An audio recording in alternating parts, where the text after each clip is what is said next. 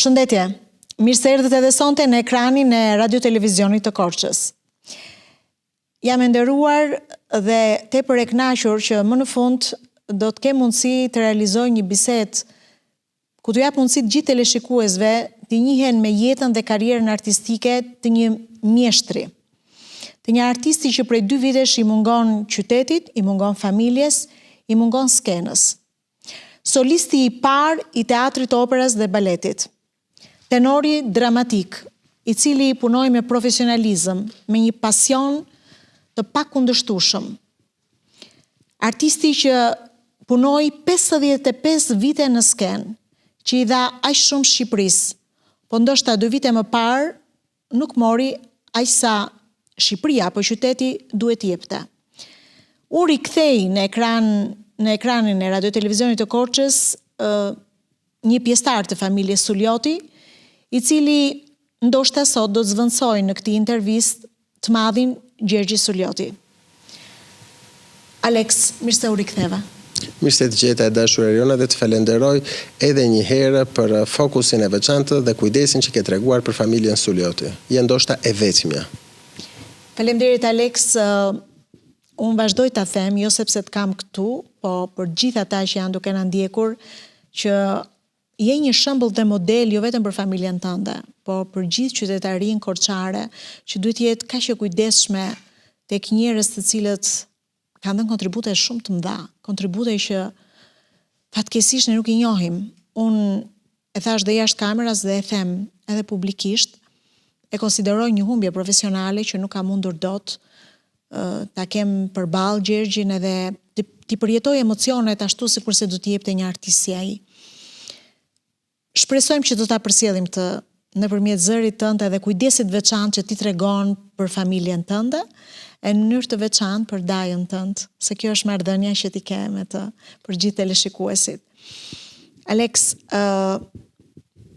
ta nisim ndoshta me një fjalë të fundit që Gjergji i ka lënë familjes.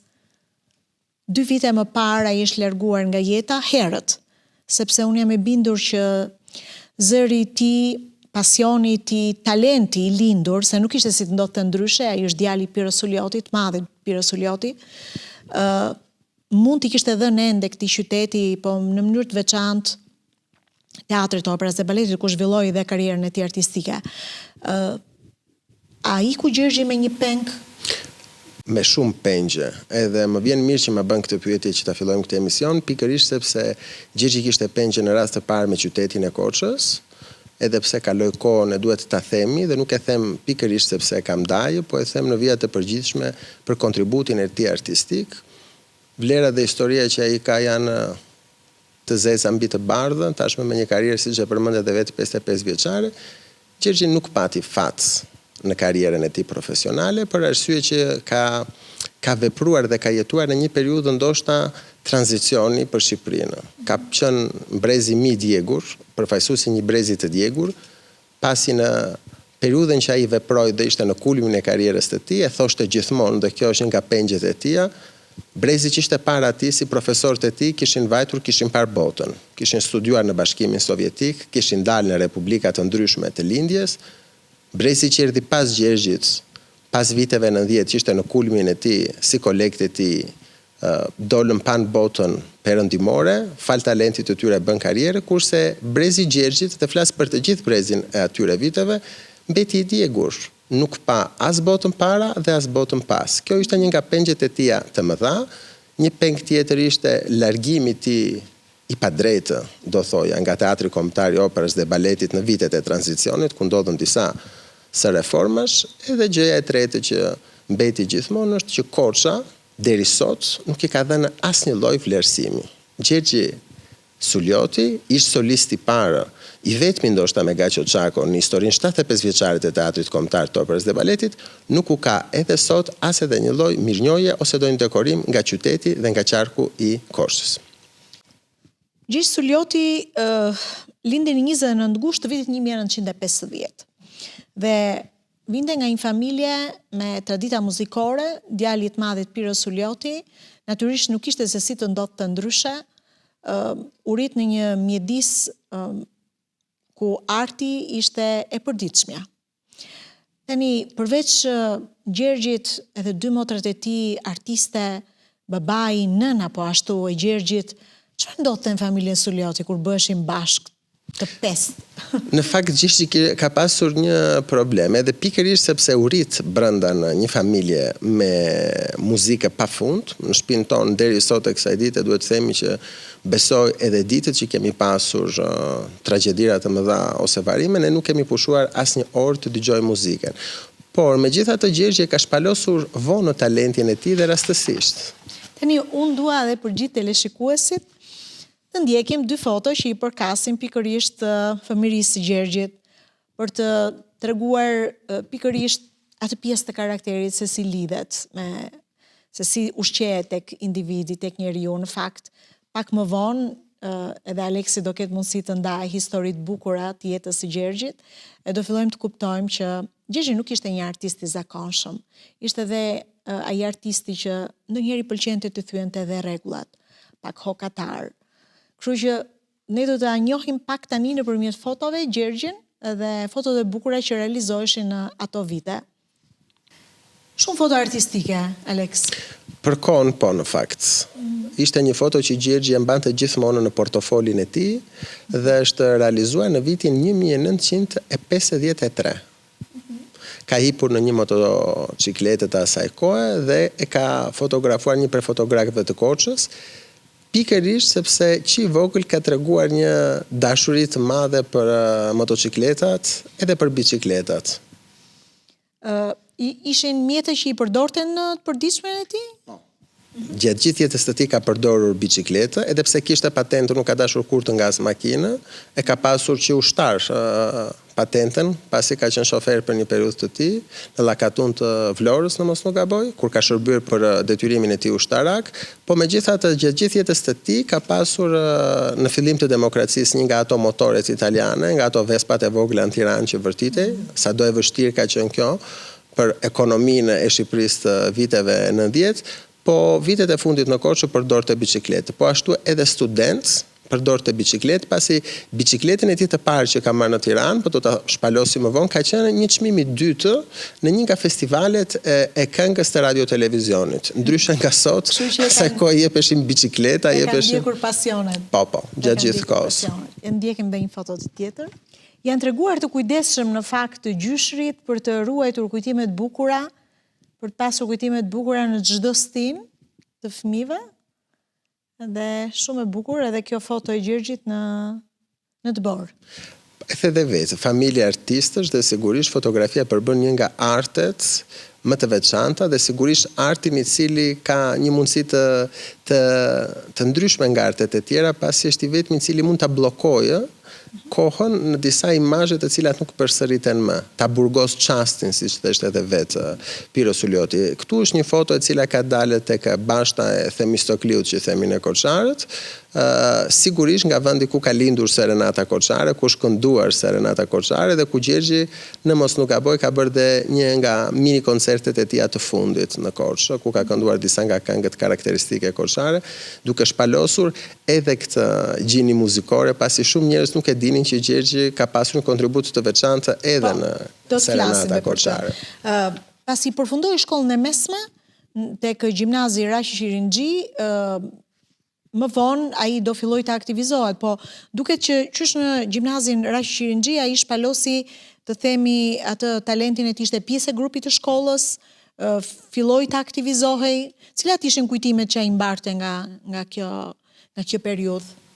Si natyrë Gjergji nuk e kishte treguar kurrë që kishte ndonjë interes të veçantë, dhe pse familjarët dhe Piroja e dinte që Gjergji këndonte shumë mirë, po ai nuk u aktivizoi fare me këto pjesë. Mund të ketë kënduar një ose dy këngë ku këta kanë kuptuar vokalin e tij në raste shumë të veçanta, siç ka qenë ndonjë festë shkollore ose ndonjë festë që bëhej asaj periudhe me festa e mësuesit ose diçka e këtillë, po në fakt ka qenë Ilo Evro dhe Pavlo Sholla, ata jo gjyshim, ata të cilët e troqën nga futbolli, sepse Gjergji ka qenë lojtar i Skënderbeut dhe ka qenë. Kjo do të shohim tani disa foto, se më kuriozoi shumë kur Aleksi më serviri foto të angazhimit në fakt të Gjergjit edhe në sport.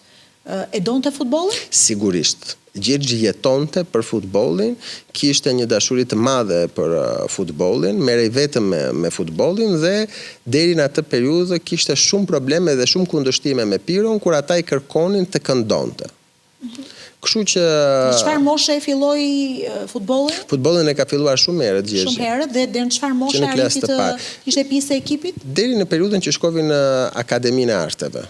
Edhe kishte një periudhë që ishte me shumë problem të madh nëse do shkonte në akademi apo nëse do vazhdonte futbollin. Si përfundim, elementi ishte artistik më i fuqishëm sa i sportiv dhe Gjergji u bë një nga këngëtarët më me emër të Shqipërisë. Tani këtë foto e Enkas e kemi zgjedhur sepse i përket një periudhe kur Gjergji ndoshta i pëlqente të frekuentonte edhe plazhet. Ka qenë një kampionat dhe këtu është në Durrës me ekipin e Skënderbeut. Duket edhe nga trupi që ka një tjetër formim, jo Cili ishte formimin e pozicioni ti në zakonshëm. ekipin e Skënderbeut? Ka qenë mbrojtës. Ka qenë mbrojtës. I kthehej Gjergji këtyre kujtimeve të sportit?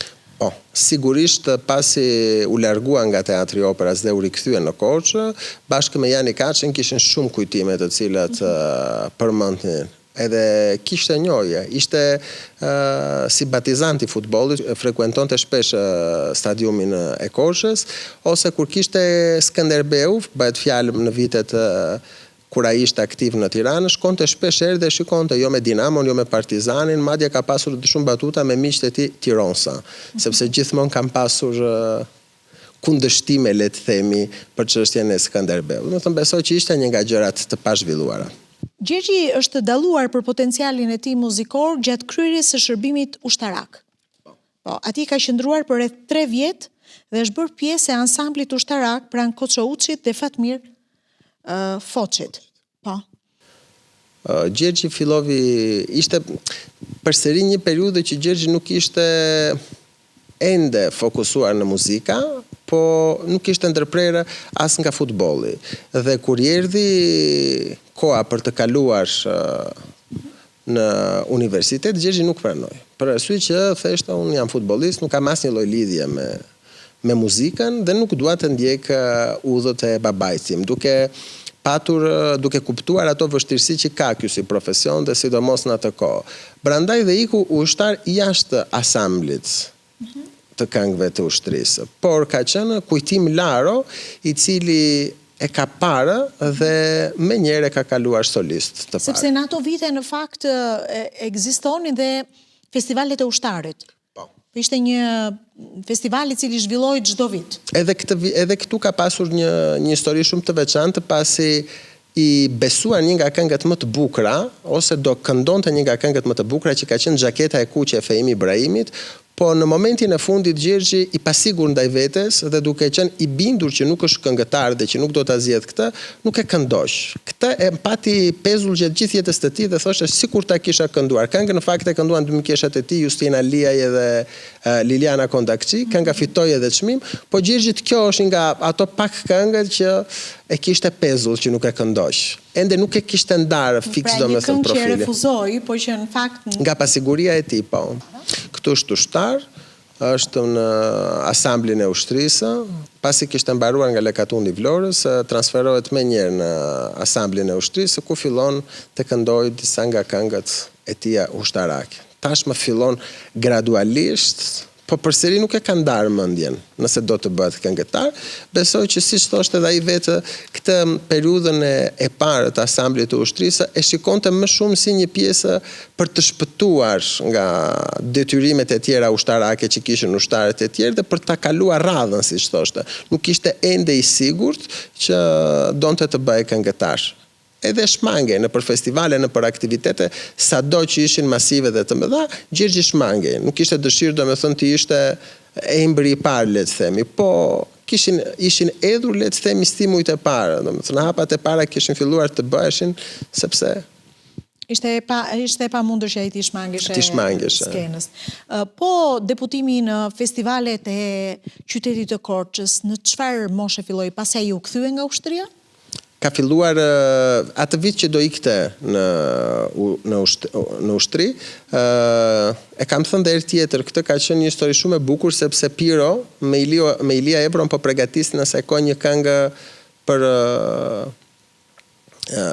festivalin e Korçës. Në atë edicion, Pavlo Sholla insistoi jashtëzakonisht që Gjergji të dilte dhe të prezantoj me një këngë që kishte madje dhe motive popullore. Gjergji tha jo. Surpriza ishte që gjatë gjithë kohës Pavloja me Ilian e punonin, sepse Ilia ka qenë dhe profesori i Gjergjit i muzikës në shkollën e tij të mesme dhe duke patur këndvështrimin e tij në këtë pjesë, në pjesën muzikore, e mori Gjergjin dhe punuan më qeftas gjyshit këtë këngë. Kur u bë festivali, gjyshi e kuptovi që Gjergji jo vetëm mori pjesë me atë këngën e Pavlos, fitovi dhe një çmim dhe pati dhe një këngë tjetër, jo një domethënë, po dy në atë festival, ka kënduar edhe këngën Sytë e saj, që është edhe pasaporta e krijimtarisë të madhit Gaço Nano. Domethënë, kënga e tij e parë që ka prekush, sepse ajo këndua natën e parë, është kënga e parë dhe e maestro Gaço Nanos. Shumë e bukur. Në vitin 66 ai merr pjesë në festivalin e këngës të Radio Korçës. Po, është pikërisht ky festival. Ky festival. Po, këtu është një festival ku çmimin e parë fiton me Sotiraj Vangelin? Me Sotiraj Vangelin. Me Sotiraj Vangelin. Dhe ashtu sikurse rrallë ndodh, por ndodh kur jemi në një familje artistësh, në të njëjtin festival konkuron dhe babai. Dhe babai, është ky festival. Është pikërisht ky festival. Ndihej një lloj konkurrence deri diku, apo Piro ishte i kënaqur që më në fund i biri u bint dhe kuptoi që rruga e tij e vetme ishte rruga drejt artit. Ta kam pasur gjithmonë një lidhje shumë të çuditshme, duheshin si babë e bir jashtëzakonisht në pjesën e tyre të përditshme, por kur hapeshe të paktën vitet e fundit të muhabeti artistik ose kur bënin diskutime, gjithmonë kemi pasur tensione dhe keqkuptime. Sigurisht që Piros ju bë qefi, që më në fund Gjergji, po me temperamentin dhe me karakterin që ka pasur Gjergj Sullioti, askush nuk ishte i sigurt nëse do vazhdonte, sepse përpara tij ishte ushtria, përpara tij ishte përsëri Skënderbeu, nuk kishin mbyllur ato që thoshin e sapet. Atëherë si u binte ai që u bë pjesë e Institutit të Lartë të Arteve? Gjergji bindet në fund të detyrimit të tij ushtarak nga festivalet, e propozon dikush të vej dhe të konkurojë në akademinë, asaj kohë Instituti i Lartë i Arteve, sot Akademia e Arteve. Ka qenë një profesor rumun, i cili ka ardhur për të spikatur talente. Gjergji pak a shumë me detyrim vajti dhe konkuroj, dhe ishte një nga 3 studentët që zgjodhi profesori rumun. Nga qindra studentë, profesori Julian Beshku ka zgjedhur Gjergj Sulliotin, Stefi Panaritin edhe Zana Frashërin. Po, dhe do të njihemi në fakt me disa foto të profesorit të nderuar, duhet theksuar që ai vendosi themelet e kantos në Institutin e Lartë të Arteve, duhet theksuar që është një personalitet i shquar me formim të plot muzikor, pedagog i rrallë, në fakt për kohën kur në Shqipëria, në fakt, në ato vite kemi parasysh bëhet fjalë për një vend të izoluar, profesori në katedrën e kantos ishte profesori nderuar në katedrën e kantos pranë Universitetit Kombëtar të Muzikës në Bukuresht, Ciprian Porumbescu, kështu quheshe universiteti në Rumani, si dhe një bas i shkëlqyer me një karrierë të gjerë operistike në Gjermaninë lindore. Rasti rrallë, por duket që ishte një fat, ndoshta edhe për të madhin Gjergj Sullioti, që ai të merrte mësime kantoje pikërisht nga profesori i nderuar rumun Julian Beshku ka patur, përveç se ishte një nga basët më të mirë të periudhës që ne flasim në Gjermaninë lindore, por dhe në gjithë bllokun lindor, ka pasur dhe një specializim shumë të veçantë, pasi ka qenë dhe foniatër, domethënë doktor për kordat vokale, dhe kjo i ndihmonte jashtëzakonisht studentët e tij, por dhe studentët të tjerë. Mirë po, siç e the vetë, Shqipëria e izoluar dhe e mbyllur, pati një fatkesi të veçantë, ai duke u kthyer në hotelin e tij, gjeti poshtë krevatit mikrofona pasi përndiqej nga sigurimi i shtetit, dhe në vitin e tretë ikën dhe i braktisën studentët e tij, duke bërë një shkresë që Gjergji dhe 2 studentët e tjerë të shkonin të vazhdonin studimet në Bukuresht dhe në Rumani.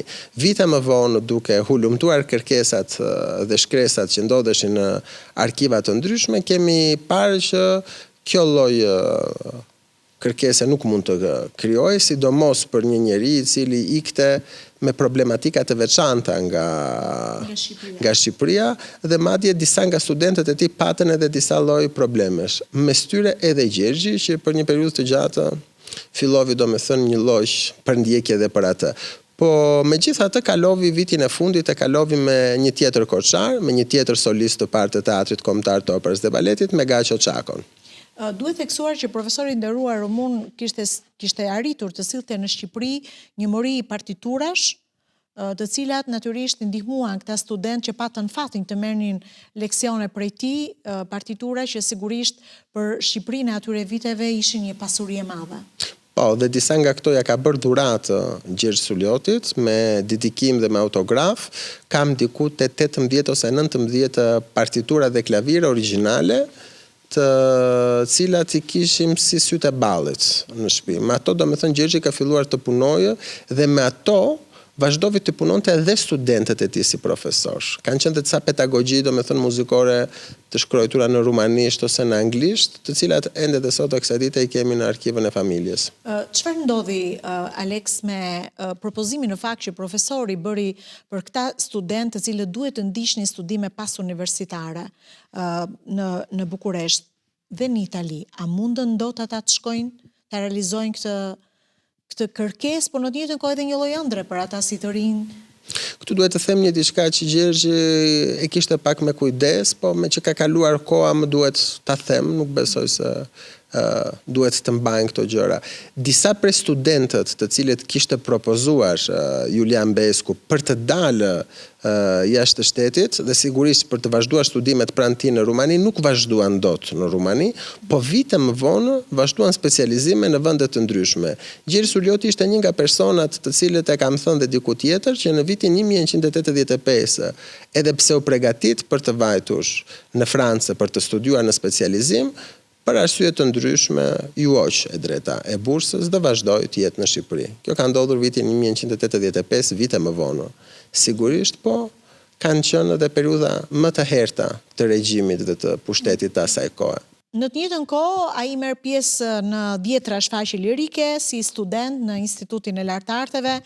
Në vitin 73 vazhdon studimet e larta ndegën e kantos në Akademinë e Arteve dhe në vitin 1978 emërohet solist në Teatrin e Operës dhe Baletit. Duke ndjekur dhe fotot në ekran, flasim pak për jetën studentore të Gjergjit, se edhe këto besoj janë kujtime të bukura që I kanë ndarë me ju në familje. Është dita e parë në akademi, në këtë fotografi në mes dallohet sopranoja e famshme asamblis popullor Valdete Hoxha, me të cilën kemi një miqësi familjare deri sot e kësaj dite, e cila ndodhet në Shtetet e Bashkuara të Amerikës, dhe Ylli Muço. Kanë qenë të tre shokë.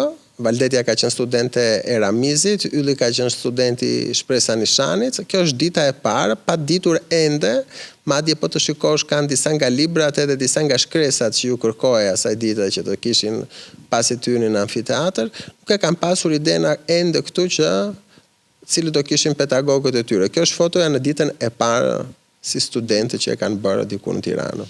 Edhe një foto tjetër nga ka vënë në dispozicion Aleksi nga arkivi I familjes. Këtu është para pak se të mbarojnë me shoqen e tij dhe pedagogen e mirënjohur të Universitetit të Arteve, Zana Frashri, që asaj kohë quhej Zana Rapaj, janë të dera legjendare Akademisë së Arteve. Këtu janë para një provimi saxo ku kanë pasur një duet të dy. Janë në një moment që ndoshta po diskutojnë diçka. Shifet se sa modern kanë qenë dhe nga veshja e asaj kohe të dy. Këtë doja të thoja në fakt, prandaj doja që t'i komentonim këto foto se duken është pikërisht ajo që unë thash të rinj të cilët bënin dallimin nga të tjerët dhe stili, mënyra se si visheshin, mënyra se si komunikojnë me njëri tjetrin, e bukur, foto artistike. Ndërkohë që ishte student, sepse për karrierën e tij ne do të ndalemi në mënyrë të veçantë, Gjergji debuton edhe në festivalet e radios dhe televizionit, duke interpretuar këngë të kompozitorëve të mëdhenj. Po, e nisi me Ferdinand Dedën, në festivalin e 14 në mos nuk gaboj. Kënga titullohet Rini Flamuri Zjarrt. Është një këngë me muzikë të Ferdinand Dedës dhe tekst të Luan Qavzezit, të dubluar nga Vaskë Qirinxhi, nga një tjetër Koçar. Nga një tjetër Koçar, që ishin dhe miq të ngushtë dhe patën më vonë dhe shumë duetet të tjera, vitet të tjera më vonë në Korin Lira me Vasën. Në Korin Lira, kur Gjergji vendosi të riktheheshë në qytetin e Korçës. Por në këtë festival, Gjergji ka interpretuar këngën Zëri i Nënave. Edhe kjo është një këngë me muzikë të Kastriot Gjinit dhe tekst të Shaban Muratit e dubluar nga Arta Babarama. Po, ka qenë një nga këngët më të bukura që Gjergji e këndonte gjithmonë me lot në sy, sepse ditën që kënga këndohet dhe dublohet nga Mikesha e nga Arta u mbet dhe e merr vesh në skenë gjyshen e saj. Dhe ka patur një emocion shumë të veçantë kur e kënduan këtë këngë. Kënga nuk u vlerësua me çmim, por gjithsesi nga këngët që i mbeti kurorës të artillerisë shqiptare të këngëve të bukura. Unë do të përmend disa do të ndjekim edhe në ekran, do t'i komentojmë bashkë me Aleksin. Në festivalin e 15 Gjergji do të bëjë i njohur gjerësisht me këngën e Mark Kaftallit, për herë me këngë dhe me tekst të Beti Muços, e kënduar në duet me Fatbardha Hoxhën, një tjetër artiste korçare, të cilën e përshëndesim, dhe e dubluar nga Vaçe Zela. Një vit më vonë në festivalin e 16, Gjergji do të ishte sërish pjesë e këtij festivali dhe eventi shumë të rëndësishëm organizuar nga Radio Televizioni Publik Shqiptar. Ai do të interpretonte këngën kushtuar veteranëve me muzikë të kompozitorit Enver Shëngjergji dhe me tekst të Petro Çekrezit, dubluar nga Muharrem Heri, dhe këngë të tjera që kishin përmbajtje natyrisht për shkak edhe të periudhës kur ai këndoi edhe zhvilloi aktivitetin e tij edhe si këngëtar në festivale, këngë të cilat kishin natyrisht në përbërje partin apo udhëheqësin e asaj periudhe, janë këngë që janë kompozuar nga kompozitorë të mëdhenj. Do të përmend këtu për shembull Pjetër Gacin, një kompozitor i jashtëzakonshëm, apo këngëtar të tjerë me cilët ai ka interpretuar, siç është Agim Duro. Festivali i 17 do ta ngjiste në skenën e festivalit të Radio Televizionit Publik Shqiptar Gjergji Suljotin me këngën Të fortë kemi Shqipërinë, me muzikë sërish të Pjetër Gacit dhe me tekst të Salimanit. Është një këngë e cila fitoi dhe çmimin e tretë dhe u dublua nga Ramis Kovaçi. Në festivalin e 18, Gjergji sërish u ngjit në skenë me këngën Ideali na bashkon, me muzikë të Leila Agollit dhe tekst të Basir Bushkashit, e kënduar në duet me Petrika Rëmbecin, ndërsa kënga u dublua nga dueti Kastriot Ago dhe Bahri Rusja. Në festivalin e 19, Gjergji Suljotit janë besuar 2 këngë. Kënga për jetën tonë të re me kompozitor Vladimir Kotanin dhe tekst të Valdete Andonit, e kënduar në duet me Liliana Kondakçiun dhe e dubluar nga dueti Elida Sheu dhe Telemak Papapan. Dhe një këngë tjetër sërish me muzikë të Pjetër Gacit, e cila është kënduar në duet me Petrika Rëmbecin dhe e dubluar nga Ylli Muço dhe Agim Duro. Do të ndalem edhe tek festivali 22. Sërish Gjergji Suljoti bëhet pjesë e këtij festivali, aty ka interpretuar këngën Ritesh në përvite me muzikë të Pjetër Gacit dhe tekst të Hysni Milloshit, e dubluar nga Shpresa Ranxha. Një këngë me cilën Gjergji arriti të fitojë çmimin e tretë. Pjesëmarrës në shumë festivale, kujtime të bukura, fituesi i çmimeve të ndryshme. Rrallë kemi dëgjuar të flitet për pjesëmarrjen e tij, pra flas në intervista apo në emisione që mund të jenë dedikuar Gjergjit.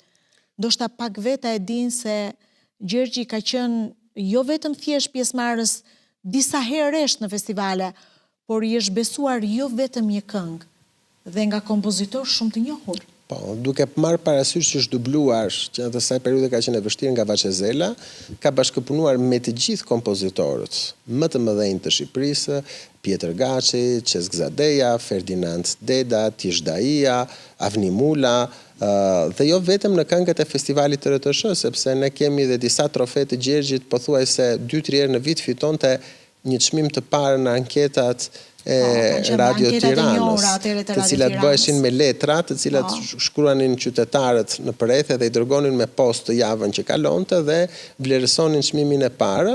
Dua të them që Gjergji më shumë se çdo tjetër ka punuar me mikeshën të familjes tonë që ai konsideronte si motor, Juliana Jorganxhi, kanë bërë këngë pafund, siç është edhe një nga kënga më të veçanta që ka fituar edhe çmimin e parë në dekadën e majit, mësuesi i parë. Dua të ndalet te kjo këngë në mënyrë të veçantë, po ndalemi dhe komentojmë disa foto, Alex, që janë pikërisht nga festivalet që unë përmenda, sigurisht janë vetëm disa.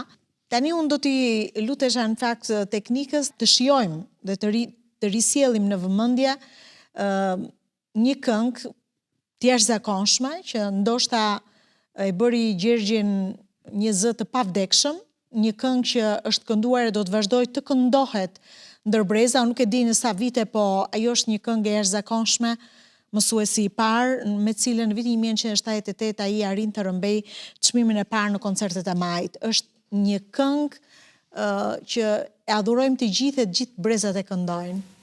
Një krijim i Luan Zhegut, i cili ka një histori shumë të bukur. Në rast të parë të them që Gjergji Luanin e konsideron të si vëlla, Julianën edhe Luanin, dhe ka qenë dhe duoja me të cilën kanë triumfuar gjithmonë. Sa herë kishte Gjergji këngë të Luan Zhegut, këngë të lehtë dhe me tekst të Julianës, Juliana Jorgenxhiut, fitonte. E pa diskutueshme që do të rëmbej një çmim. Ishte kjo njërë dhe besoj dhe Filiza për të ardhmen, që ka qenë këngë ankete, edhe ajo çmimi i parë, ka qenë nga këngët më të veçanta. Në fakt, këtë këngë nuk do ta krijon, nuk do ta këndonte Gjergji për mësuesin, sepse ka pasur totalisht tjetër motiv politik për të bërë, po gjithsesi momentin e fundit i ra ndërmend profesorja e tij e shkollës fillore, kanë dentur, kanë bërë tekstin sepse ka pasur 2 poetë kënga, dhe pastaj duke qenë dhe vetë Juliana Koçare ka redaktuar dhe ka bërë për mësuesin e parë. Është një nga këngët që fitoi 78-ën çmimin e parë në dekadat e majit, i mbeti Shqipërisë dhe është dhe kënga e cila e bëri Gjergjin gjerësisht të njohur, përtej domethënë se kishte filluar në Teatrin Kombëtar të Operës dhe Baletit, e bëri gjerësisht të njohur në masivitetin e Shqipërisë. Dhe jo vetëm, sepse këngën e kanë kënduar dhe në Kosovë asaj kohë në turne, dhe ju ka pëlqyer shumë, mbeti vërtet me shumë të... Kjo është një këngë që unë e thash do vazhdoj të këndohet në breza të tërë dhe pa diskutim. Teksti, kënga apo dhe zëri brillant i Gjergjit e bën diferencën. Ne do ta shijojmë këngën, nuk ishte si ndodhte ndryshe, po do të shijojmë edhe një fragment shkëputur nga Festivali 22 në Radio Televizionin Publik Shqiptar që e përmendëm pak më parë, si dhe këngën për herë me këngë e kënduar në festivalin e 15 në duet me artisten tjetër korçare Fatbardha Hoxha. I ndjekim edhe rikthehemi. Erdha prapë në shkollën time, mbaj në zemër një mall të madh, në mesën sentenцëve përsëri, më del mësuesi im i parë, më kujtohen ato vite, që dikur me shumë të shkollonja, në këngën në kësa shkolle, unë e dija nisëm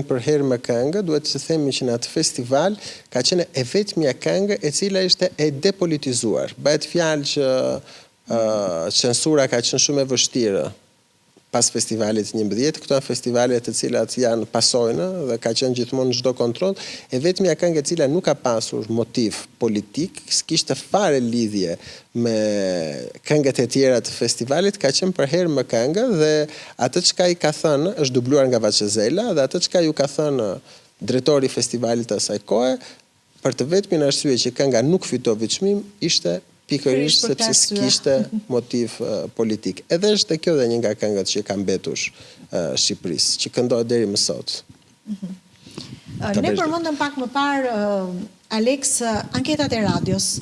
Ai ka marrë pjesë në anketat e radios në mënyrë të rregullt, duke fituar shumë herë çmimet e para. Si i sillte në kujtimet e tij Gjergji pikërisht pjesëmarrje në këto anketa, se janë angazhime shumë të mëdha. Ne do ndalemi pastaj në gjithë veprimtarinë e tij që është natyrisht edhe boshti i gjithë suksesit të Gjergji Suljotit, që është teatri operas, po në të njëjtën kohë duhet marrë pjesë në anketat e radios, në festivale, në ansambël që do ta përmendim pak më vonë. Si arrinte ti përballonte të gjithë këtë angazhim muzikor?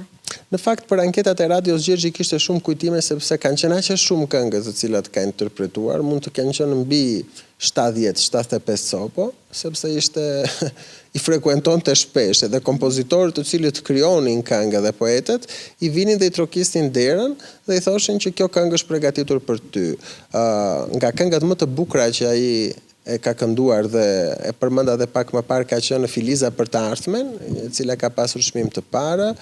Një tjetër këngë me tekste Driteroa Gollit, që është për zonën e Korçës, është Devolli Trimëris, që është kënga e parë që këndohet për qytetin e Devollit, në duet me Rakipe Karajn, me një nga shoqet e tij të universitetit, ka kënduar me Shqipe Zanin, ka bërë këngë në kompleks me Xhoni Athanasin, me Agim Duron dhe me Dimitër Dushin, ka kënduar disa këngë në formacione të ndryshme, ka kënduar këngë popullore shumë të veçanta, siç ka qenë edhe kompleksi Na bashkoj kënga popullore, ku ka qenë nga solistët e parë bashkë me Agim Duron, Gjergji. Ndërkohë në fundin e viteve 70, Gjergji ka shkëlqyer edhe në koncertet e Majt. Ne përmendëm mësuesin e parë, po ka edhe këngë të tjera dhe bashkëpunime të tjera. Po, atje ka dhe romanca shumë të mëdha nga kompozitorë si Avni Mula, si Tish Daia, si Çesk Zadeja. Nuk përmend këngët e Trimërisë me muzikë të Agim Prodanit. Po. Për shembull dhe me tekst të Juliana Jorgenxhiut. Bashkë me Petrika Rëmbecën, duet. Po. Bashkë dolën Partizan me muzikë të Aleksandër Peçit, sërish me tekst të Juliana Jorgenxhiut. Dhe me duet me Luan Zhegun kësaj radhe, që është dueti vetëm që kishin si këngëtar të dy. Po.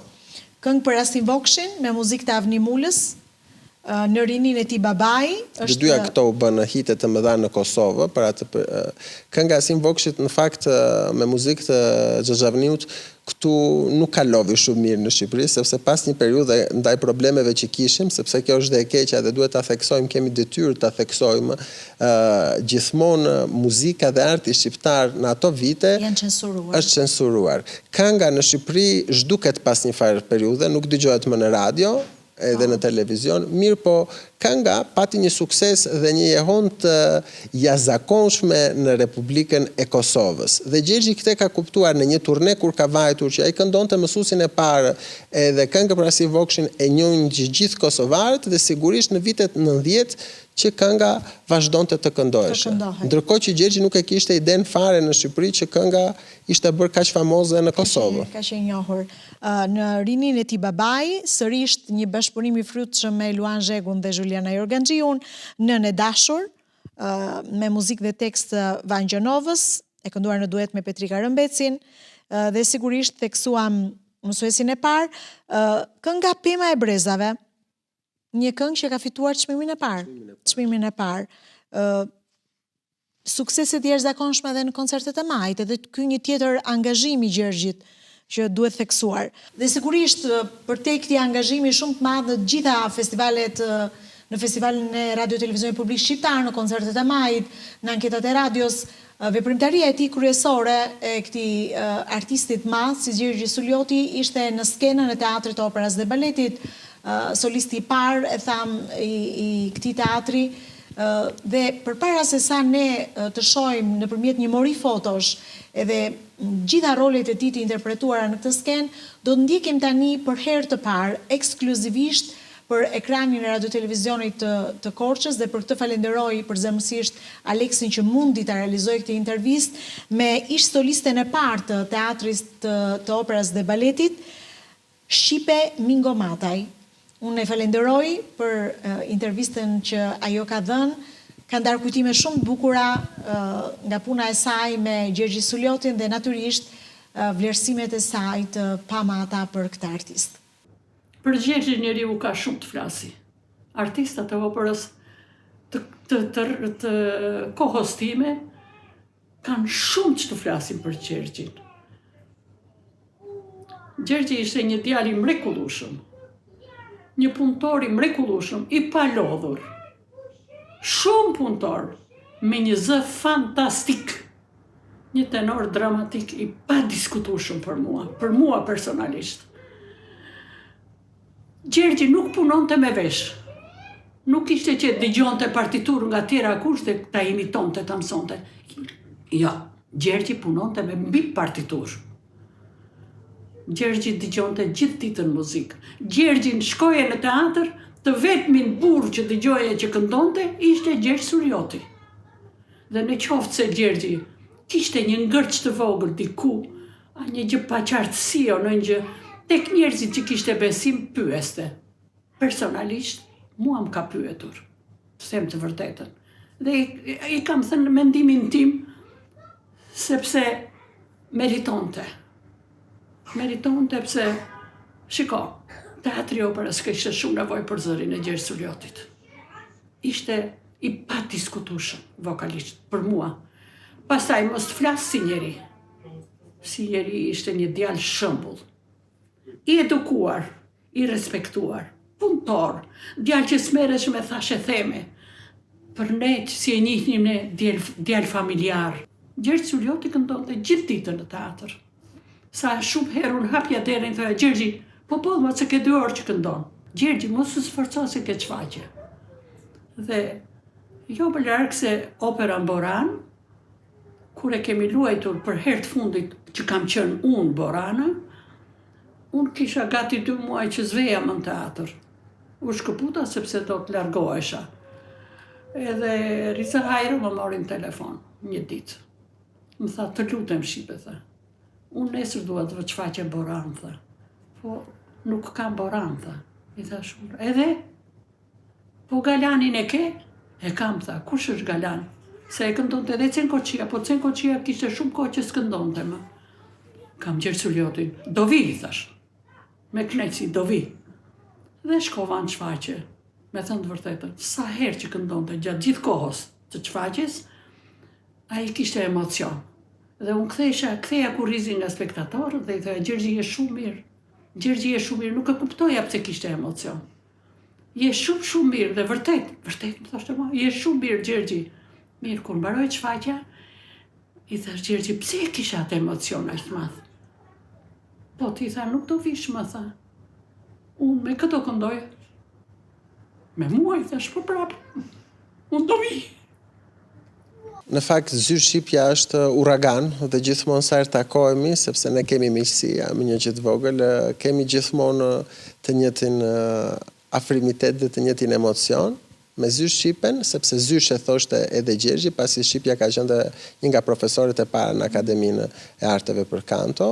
Gjergji ka realizuar një nga kryeveprat e tija, cilën ka bërë premier Boranën e Avnimulës, një nga operat e para që te kalovi kufit e skenës të teatrit dhe ka dalë dhe xhiruar edhe në Kalanë e Krujës. Me Zyrë Shqipen, Gjergji ka realizuar Vjosën, një nga operat më të bukura të Tish Daisë, Zimin e Tonin Arapit, edhe një nga rolet më të bukura që është e Pjetër Gaci, Toka Jonë, ku Shqipja ka bërë rolin e Lokes, besoj e papërsëritshme në këtë rol, e papërsëritshme. Ka shumë kujtime, ka punuar shumë fort me Shqipe Mingo Matajn, ajo i përcjell vetë kujtimet e saja, një nga mikeshat më të mira të Gjergjit. Dhe që e falenderojmë që nga zemra. Nëse nuk do të bëhesh e fjalë për Gjergj Suljotin, artistja e madhe, Shqipe Migomataj, ndoshta nuk do ta kishte dhënë këtë intervistë, prandaj unë e falenderoj edhe Aleksin për insistimin që ai bëri për të shkuar në Tiranë, për të realizuar disa intervista që do t'i ndjekim në vijim. Tani do të shohim një mori fotosh, të cilat do të na përqendrojnë pikërisht në veprimtarinë e artistit Gjergj Suljoti në skenën e teatrit, operës dhe baletit. Një mori rolesh do të komentojmë së bashku për gjithë veprimtarinë e tij dhe për sukseset e tij të jashtëzakonshme. Viti 1976. Celula e kuqe. Gjergji përsëri student, ftohet nga Gjon Kapidani, kompozitori mirënjohur shkodran, të shkojë në Teatrin Migjeni të Shkodrës, të realizojë një nga operat më të bukura që ka repertori shqiptar, Celula e kuqe. Gjergji shkon në Shkodër bashkë me shoqen e klasës Valdete Hoxha, realizon një nga rolet kryesore. Është ende student dhe kjo konsiderohet, le të themi, opera e tij e para profesionale e cila del në skenë. Viti 1978 do t'i krijonte mundësi Gjergj Suljotit, ose më saktë i është besuar roli i Lonit në tek Karnavalet e Korçës. Bashkë me shokun e tij Ysen Koçia, realizuan rolin e Lonit. Gjergji ka bërë të pamundurën për ta realizuar, sepse ishte operetë dhe tashmë i duhej një sfidë shumë e veçantë, të ishte edhe aktor njëkohësisht përveç se edhe këngëtar. Rolin e Lonit Gjergji e ka performuar mirë, sepse ka ndihmuar jashtëzakonisht dialekti korçar, pjesa që ai e njinte. Mirë, po te Karnavalet Gjergji ka patur një pezull të vogël, të cilën deri më sot mbetet mister dhe pa shpjegueshme, dhe unë s'dua ta prish misterin. Edhe pse Gjergji ishte korçar me Rozmari Organxhinë dhe provuan njëri rolin olimbist, tjetri rolin e Lonit, bëhet fjalë për më vonë për pjesën e filmit në vitet e 10 kur u bë me skenar dhe një pjesë të skenarit dhe me regji të Malo Zhabjakut, bën kinoprovën e tyre të dy, po si përfundim për arsye të ndryshme u vendosën të tjerë protagonistë. E njëjta gjë që ndodhi dhe me Shqipe Zanin dhe me Tatjana Korën, që patën dhe ato një lloj ndryshimi, është përdorur figura e Tatjanës dhe zëri personazhe të i tjerë, Shqipës. pra ata që ne shohim sot në filmin Karnavalet e Korçës, në fakt janë zëri i Gjergj Suljotit dhe Shqipe Zani. Jo, është zëri i Ysen Koçisa, sepse Gjergji bëri kinoprovë me figurë, domethënë duhet ta bënte të gjithën ta realizonte rolin dhe u përdor një aktor i teatrit popullor, edhe zëri i Ysen Koçis. Ndërkohë që ti shikon shumë mirë sepse në YouTube është e gjithë pjesa e Gjergj Suljotit, me zërin e Gjergj Suljotit dhe të Luiza Papës në rolin e Nastës. Po momentin e fundit për arsye të panjohura u zgjodhën ta bënin Zeliha Sina dhe Ysen Koçia. A insistoi Gjergji për të kuptuar arsyen e refuzimit të këtij? Ngacmoheshin gjithmonë me afniun për këtë pjesë, po besoj që erdhi një sukses më i madh. Pas kësaj Avniu i besoi rolin e Boranës, rolin e tenorit e opera Borana, që kështu u kompensua disi pjesa e Karnavaleve. Po Karnavalet ishte një nga veprat, ndoshta vepra rekord e teatrit kombëtar të operës dhe baletit. Është vënë shumë herë dhe në vitin 1989 Gjergji ka performuar Lonin deri në fund. Madje edhe kur e rivumë me Imva Mulën në skenë. Sa herë mund të jetë vënë kjo shfaqje në skenë? Është vënë 76 herë të numëruara, po, se mu desh të bënja një hulumtim për një libër që po përgatis, është vënë 76 herë. Aleks, keni biseduar me Gjergj ndonjëherë si arrinte të përballonte ka shumë shfaqje në skenë? Pra, natyrisht duhesh edhe një lloj përgatitje fizike. Kushtet unë e them shpeshherë dhe ndoshta keq kuptohet kjo të cilën them, pa dashur të nënvleftësoj këngëtarët e sotëm, me të cilët një pjesë të mirë kam miqe dhe shokë, por kushtet për këngëtarët lirik të asaj kohe kanë qenë të tmerrshme. Ndoshta jemi vendi i vetëm në botë me këto lloj kushtesh. Për shembull Gjergji dhe Petrika Rëmbeci, basi kryesori i teatrit kombëtar të asaj kohe, kanë jetuar në qyteti Studentit deri në mezin e viteve 80. pastaj kanë kaluar në punë vullnetare, kanë punuar në mëngjes normën e tyre, në Llaç, në Tulla. Është e famshme historia që ai ka treguar vetë që natën bënte berberin e Seviljes dhe në mëngjes I kishte duart me kërqele nga Tullat.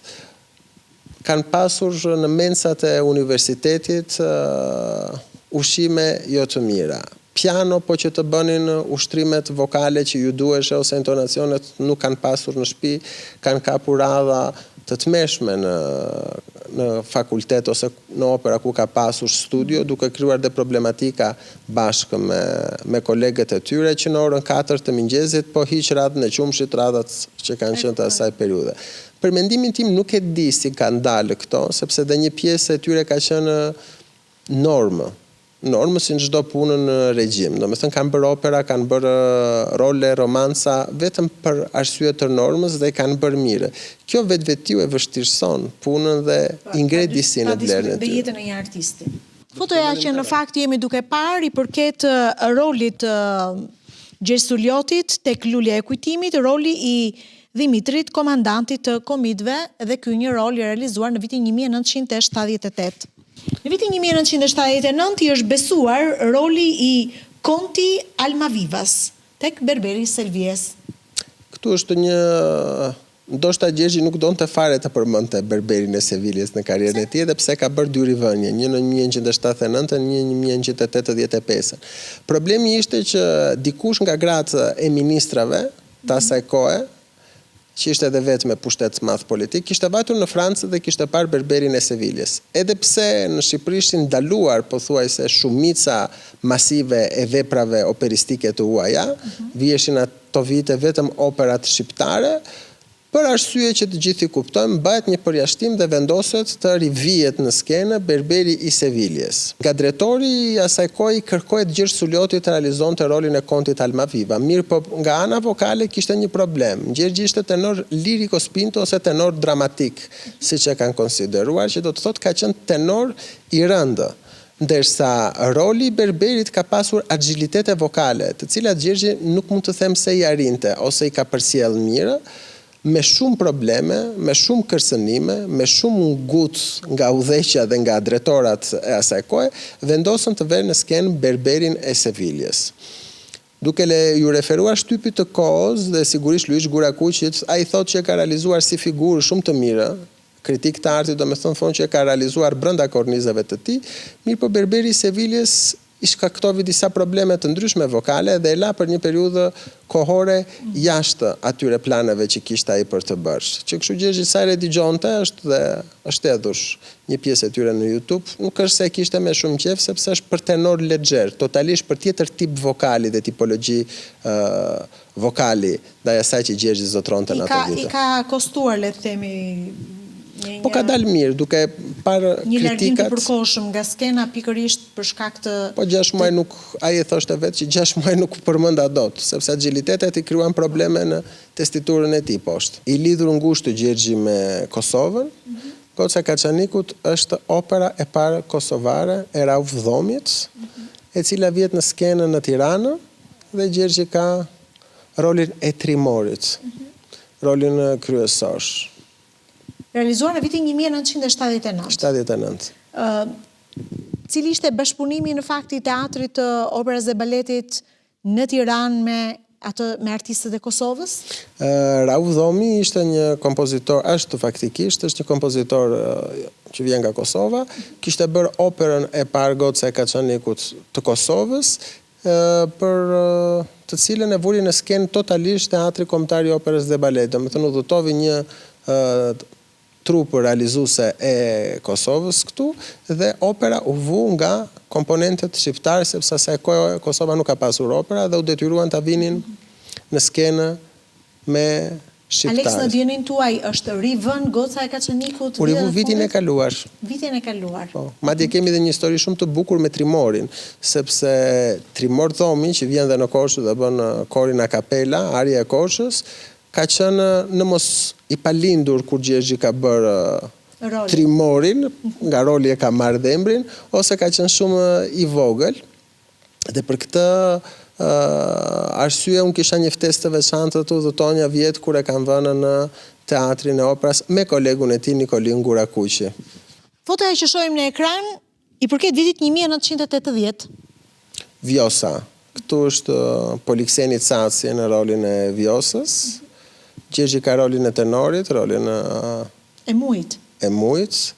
Është një opera nga këto që Gjergji i ka vënë disa herë në skenë. Po. Po. Me Tishdajin ka pasur dhe një histori nga Vjosa është frymëzuar dhe Tishi ka përgatitur në vitin 1989 një operet faktikisht enkas për Gjergj Suljotin dhe për Zeliha Sinën që quheshe Lulet e Çajupit. Është Gjinoja në rolin e tenorit, mirë po u ndrua në sistemi ra, do me thënë ai sistem, erdhi sistemi tjetër, pluralist, edhe opera nuk u vukur. Kemi vetëm do me thënë një duet të cilën ka interpretuar Gjergji në koncertet e majt. Në vitin 1981 i është besuar roli i Lekës tek Toka Jon. Toka Jon, bashkë me Shqipe Mingomatën, që e përmendëm pak më parë, duket dhe në foto, rol shumë dramatik, i veçantë. Deri vitet e fundit Gjergji e mbante mëntarjen dhe na e këndonte shpeshherë sepse është një arje dinamike dhe ato mëngjezet ne jemi zgjuar që të vegjël me arjen e Lekës nga Toka Jon. Nga Toka Jon. Është vënë shpesh në skenë? Toka Jon është vënë deri në vitin 1987, është një opera e cila ka motive politike dhe pas ndryshimit të regjimeve nuk është rikthyer më. Një vit më vonë i është besuar roli i Lek Dukagjinit tek Skënderbeu. Bashkë me Gjoni Athanasin, me një mik të tij Korçar, ka qenë skena nga opera faktikisht, në operën famoze Skënderbeu, Gjergji ka bërë rolin e Lek Dukagjinit. Traviata është vënë në skenë në vitin 1983, 1985 dhe në vitin 1988. Jam e sakt? Po. Këto janë vitet... Është vënë ndërkohë, po këto kanë qenë produksione të reja. Produksione të reja. Me komponentë të rinj. Dhe roli që ishte besuar Gjergjit ka qenë roli i Gastonit. I Gastonit. Cilat janë kujtimet që sjell nga Traviata? Në rast të parë, Traviatën e parë që ka bërë Gjergji, e ka bërë me një studenta asaj kohe të Akademisë së Arteve, që kur ka hyrë brenda në skenë, këta edhe pse kishin dëgjuar për emrin e saj nga familja, ajo ka bërë një mi bemol të llaftashëm tregonte, një meteor që ra në qiellin e Teatrit Kombëtar të Operës dhe Baletit. Violeta që ka performuar për herë të parë ka qenë Inva Mula, ende studente në Akademinë e Arteve dhe që atje lindi një miqësi shumë e veçantë e Invës me Gjergj Suljon. Po gjithashtu brenda Traviatës Gjergji ka pasur bashkëpunime me Tatiana Korën, me Mariana Lekan, me Mirela Tafajin, me një këngëtare turke e cila kishte ardhur në vitin 84, në mos nuk gaboj dhe ishte bërë një produksion i përbashkët me turq edhe shqiptarë. Opera tjetër, Borana, që e përmendëm vazhdimisht gjatë kësaj bisede, daton në vitin 1984 dhe Gjergjit i është besuar roli i Golan Lugaparit. Po nga ky rol, çfarë kujtime sillte Gjergji? Arjen, para meje apen male fusha, arbnore, histori të turqve s'kan kufi, e kam shumë të freskët në mendje, është ndoshta një nga arjet që Gjergji e këndonte në çdo lloj mundësie kur gjente piano ose një pianist që dinte ta shoqëronte.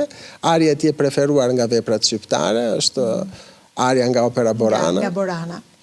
Po tani dua të ndalem pak tek Carmen, sepse është vënë e rivënë në skenë disa herë. Viti parë ka qenë 1985, pra momenti i parë kur është shfaqur. 1982. 82 është vënë skena, sepse asaj kohë fillovi nga pak teatri të dalë nga Guacka e tij e censurës dhe nuk e vinin një vepër të plotë, po filluan të vinin akte, skena, që të fillonin gradualisht, do me thënë, tranzicionin nga censura tek... Në 82 janë vënë vetëm disa akte, pastaj në vitin 1985 është dhënë e gjithë shfaqjen? Jo, në 1985 është vënë një akt tjetër, Gjergji ka punuar me shfaqjen e fundit të së madhes mezzo që ka Shqipëria, Rozmari Organxhi, po dhe ajo Korçare, ka bërë Carmenin, ka patur Gjergji fatin të bëj Carmenin e fundit të Rozës me Carmen Rozmarine, ka bërë në 85-ën përsëri një tjetër produksion me Ramonda Dabullën, në 1990-ën janë totalisht në Shqip këto, është bërë një tjetër akt me Giovanna Dokon dhe me Manjola Konjarin, dhe në 1998 për herë të parë në operën e Janinës, bëhet akt Carmeni i plotë fërngjisht me Manjola në Albanin, që është Carmeni i parë shqiptar, premiere absolute me regjit Nikolin Gurakuqit. Në më thënë, Carmeni është një nga veprat që në mos nuk ka boj deri më sot, ndoshta s'ka një tenor tjetër shqiptar që të ketë bërë Don Jose, në mos nuk ka boj se s'dua të kem Don Jose, po që u pregatit gradualisht, ka qenë me Carmenin ka performuar në Itali, ka performuar në Greqi. Si konsideron të Gjergji këtë rol, pra përsa i përket nivelit të vështirësisë? Shko, roli i ka të tre elementet, është lirik, është dramatik, është edhe spinto në ca momentet të cilat duhet të jetë. Është një nga rolet e vështira për tenor, dhe branda janë shumë të rallë tenorët të cilët e vënë në skenë këtë, por megjithatë Gjergji është vlerësuar me disa çmime për Carmenin. Ka fituar çmim në Greqi edhe në Itali. Këtu është Emine Gjata në rolin e Mercedesit, Gjergj Suljoti, Rozmari Organxhi, Stefi Panariti, Niko Nisi, edhe disa nga kori. Opera Zgjimi e Tonina Rapit ose Mulliri Kostëbardit me regji të Vangjo Kostës. Gjergji nuk ka qenë në produksionin e parë të Zgjimit, që është bërë nga Gajo Çako, në 1969, Gjergji është rikthyer në 1987 për shkak që Hysén Koçia ka patur një dy problematika të veta dhe është larguar nga roli dhe ka marrë momentin e fundit. Këtu është me Mine Gjatën dhe me Niko Nisin. Dy artistë të tjerë të teatrit, operës dhe baletit. Dhe baletit, solistë të dy. Dhe Niko Nisi Koçar. Tani, një nga operetat më të bukura dhe të diskutuar është dhe Liceistët. Sidomos për qytetin e Korçës. Sidomos për qytetin e Korçës, vitin 1986 i besohet Gjergjit roli i lirit. Pa dublant. Gjergji është i vetmi nga gjithë kasta që nuk u ka dublant, ndërsa gjithë të tjerët kanë qenë dy trupa. Trupa e Korçës dhe trupa e Teatrit Kombëtar të Operës dhe Baletit. Muzika është e Josif Mingës dhe libreti Fatmir Gjatës. Vihet në Korçë, pikërisht në këtë skenë edhe një herë po e përmend që ne të dy ndodhemi këtu. Gjergji ka patur rolin e Ilirit dhe natën e parë Afrodita Zonja ka patur rolin e Elit dhe është dubluar nga Shqipe Zani, po ashtu ka qenë dhe Shpresa Spau, Petrika Rëmbeci, ose në kastën tjetër Tereza Krushova dhe personalitetet e tjera të Korçës. Alex, opereta Liceistët është bashkëpunimi i parë i Gjergjit me Korçën, të themi, pra se deri në këto vite Gjergji gjithë aktivitetin e tij e ka zhvilluar në Tiranë, Teatrin e Operës dhe Baletit. Liceistët e sjell në Korçë. Ky është bashkëpunimi i parë. Liceistët është produksion. Flasim në pozicionin e një tenori. Produksioni Korçës, domethënë Korça vendosi, Pallati i Kulturës Ali Kelmendi vendosi me Josif Mingën të vinin në skenë një dhe t'ja propozojnë opera, rolin e lirit Gjergj Suljotit. Ja propozuan faktikisht lidhjes të shkrimtarëve dhe të artistëve të Tiranës, e cila vendosi disa nga këngëtarët, dhe mes atyre ishte edhe Gjergj Suljoti, i cili spati dublant. Le të themi ky ishte një deputim i plot, serios, për herë të parë në këtë skenë, tani si korçar dhe për Korçën, themi. Po, dhe dua të them që është bërë një gabim në terminologji. Edhe pse përmendet si operet, është një opera e plot që ka shkruar Josif Minga, Liceistët, dhe për arsye pothuajse përsëri politike, nuk arriti të vijej dot në skenën e Tiranës, po ishte domethënë një krijimtari e Korçës për në Korçë dhe për në Tiranë. Dhe është dhe opera e fundit që vihet në rrethe në vitin 1986, derisa neve përsëri në këtë skenë vëmë operetën Agimi me Inva Mulën, që është rikthyer pas shumë vitesh. Pas shumë vitesh, vitin e kaluar.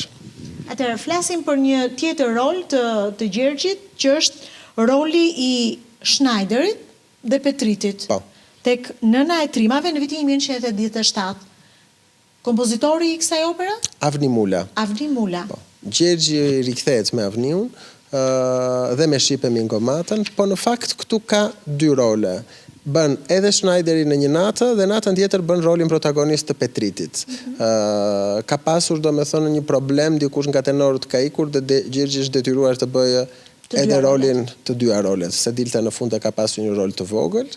Është një operë e cila nuk kemi shumë kujtime, u vu një ose dy herë dhe më vjen keq për këtë sepse duke parë partiturat është një opera shumë e bukur, po që për arsye të ndryshme mbeti dhe kjo në dollap të historisë. Po, ndërkohë që Gjergji tashmë përpara kësaj opere i kishte filluar bashkëpunimin me Avni Mulën. Po, Borana, Karnavalet, këngë, romanca, mjaftueshëm.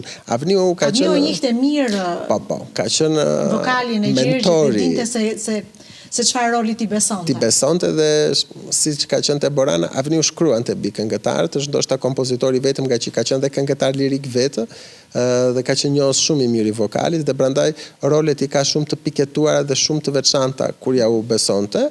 Por ka qenë mentori Avniu dhe Nina Mula, Gjergji tregon kujtime të veçanta, sepse me Avniun bashkëpunuan dhe në Festivali Serenatës Korçare ku fituan edhe çmim, erdhi Avniu në Korçë. Avniun kishin gjëra të përbashkëta, shkonin për peshkim, shpeshherë te liçeni ose në Shkodër, kishin qef shumë sportet dhe me zysh Ninën bante gjithmonë kontrollet teknike. Domethënë ne me familjen Mula kemi një histori që nga gjyshi që ka qenë asamblin e ushtrisë me Avni Mulën, me Tukiçët dhe me Mulat kemi histori pothuajse 80 vjeçare. Viti 1989. Po. Apat e para drejt liberalizimit, dritaret e para, përsërish skena nga opera, Otello me fitore Mamaqin, një soprano të teatrit kombëtar të operës dhe baletit. Gjergji është në rolin e Otellos, Giuseppe Verdi, një nga rolet që ka dashur shumë dhe që kur s'ju dha mundësia të realizonte të plotë dhe në italisht pasi Otello në periudhën që Gjergji ka qenë opera nuk u vu i plotë. Mbetet gjithmonë në Megjithatë Otello si personazh dhe si vepër e jashtëzakonshme vazhdon të jetë në qendër të regjisorëve të njohur edhe në Shqipëri, edhe duke se do të vazhdoj të vihet e rivihet në skenë, sigurisht duke u parë nga regjisorët në këndvështrime të ndryshme, po opera duke që është pak e vështirë, do duhet një vokal shumë i veçantë, më bëhet qefi me bën këtë sepse tenorët që kanë realizuar këtë rol janë shumë të veçantë dhe kanë timbrikën dhe ngjyrën e Gjergjit dhe brandaj ai e kishte në një nga 4-5 rolet e tija me prengë të madhe që sa arriti do të ta vinte të plot në skenë, po gjithsesi arriti vuri 2 akte dhe një pjesë e ëndrës së tij u realizua. Viti 1989 do ta ringjiste në skenë artistin Suljoti me rolin e Koles në Paja. Këtu tani do të jetë për krah të tjerë artistëve të jashtëzakonshëm shqiptar, e mes tyre dhe sopranos Inva Mula. Atëre, Paja është një opera e Nikola Zoracit ose operetë e cila është arbërisht. Është një opera e shkruar në arbërisht me libret të Sulejman Matos. Në opera Paja, që ka pasur nga skenografit më të bukura të Hysen Devollet që ka kaluar historisë teatrit kombëtar, ka qenë Inva Mula në rolin e Filomenës, Nikolin Gurakuqi në rolin e Mateos, edhe regjia ka qenë e Piromanit. Paja do me thënë ka qenë një nga kryeveprat që Gjergji e kundojnë me mall. Më vjen keq që kjo Më vjen keq përgjithsisht që disa nga veprat operistike shqiptare nuk janë rivën ose nuk janë përpunuar të rivjen. Paja është dhe... Cili ka qenë suksesi i Pajës? Çfarë kujtonte Gjergji?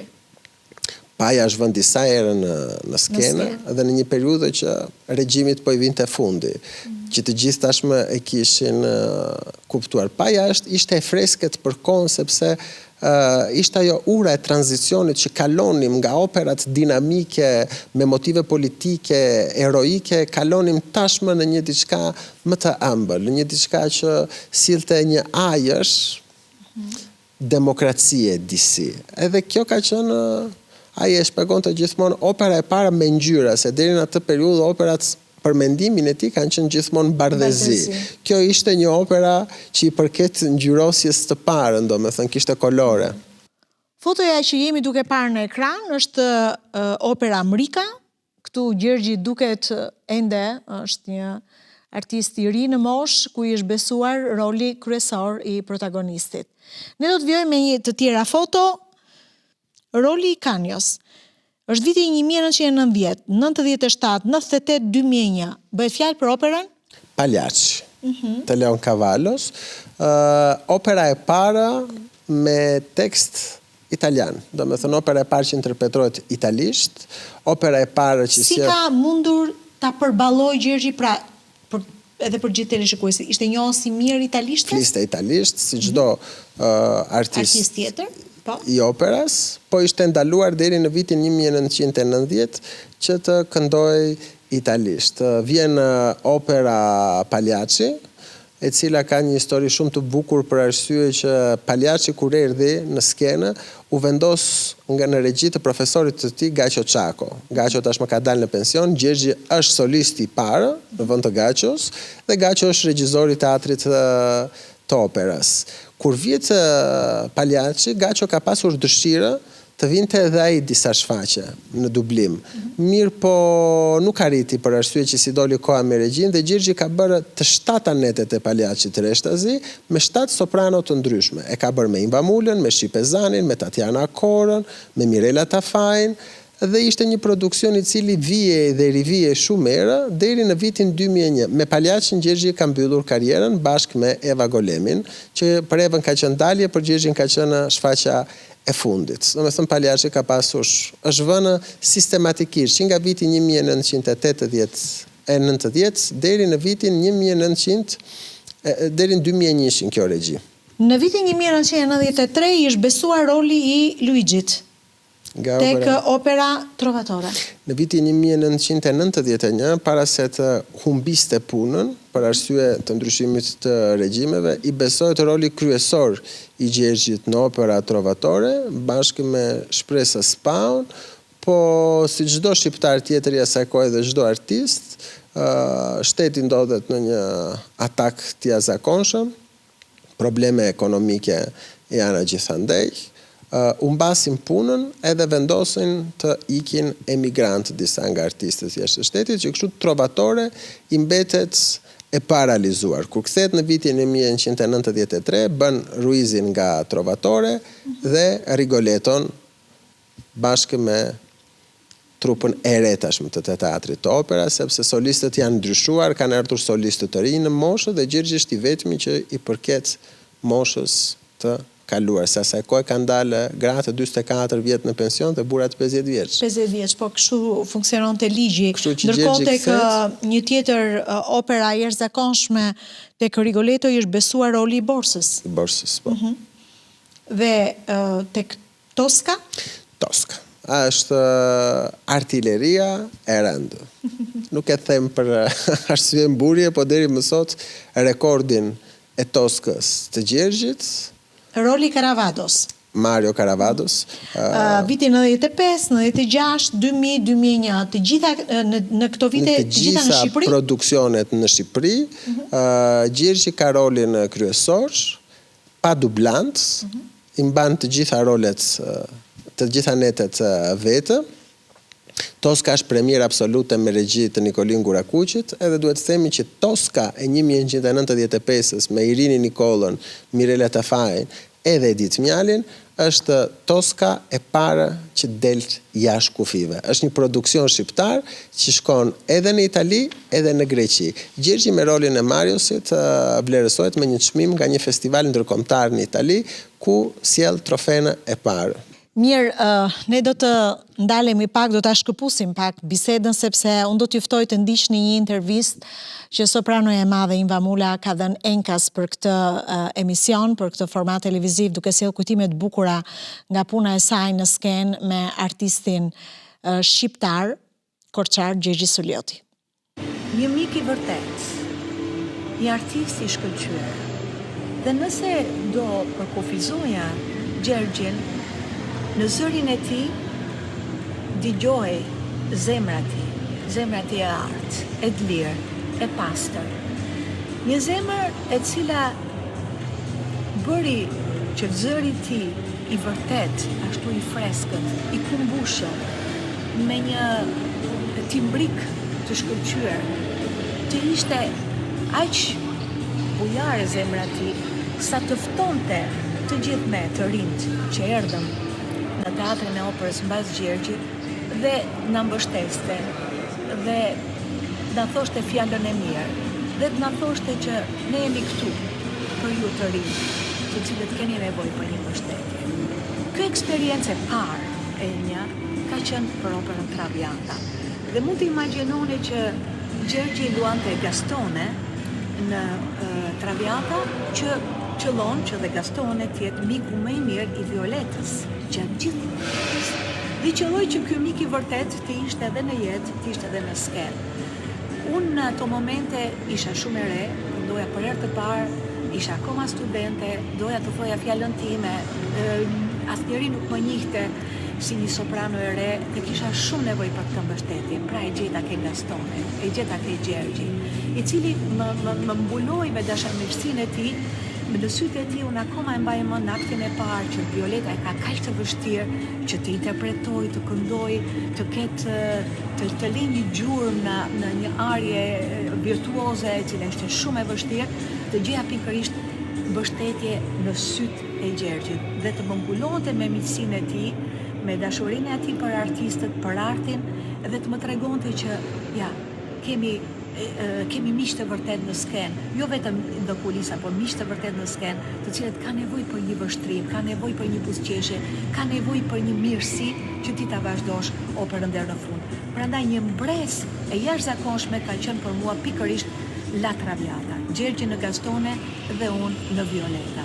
Më vonë pati edhe të tjera bashkëpunime, të cilat edhe për mua kishin shumë rëndësi, pasi opereta Paja e Nikola Zoraqit ishte një vepër e cila luaj për herë të parë dhe pata fatin që të kisha Gjergjin përsëri partner.